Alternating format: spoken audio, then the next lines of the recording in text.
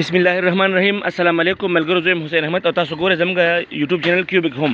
دا د ماشومانو بیبي بیډ شیټ دی ورکوټې او دې خوا د پلاستیک لګېدلی د کوم ماشومان چې هغه بالکل د څو میاشتو وي که نه جسټ پیدا شي او بیا په زانګو کې یا په کټ کې میتیازم کوي، دا د هغې لپاره دی چې دې شاته پلاستیک لګولی دی که نه او دې نه هغه میتیازې بار ته نوځي.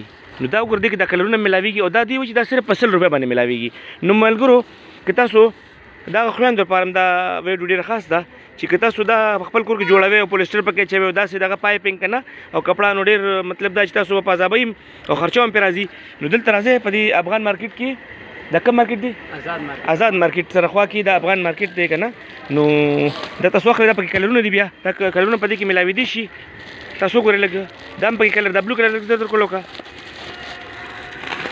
دا هم پکې ښکلی کلر دی. تاسو لپاره مې دا ویډیو جوړه کړې ده، باقي به بیا ملاویږو بله ویډیو کې. الله فامان.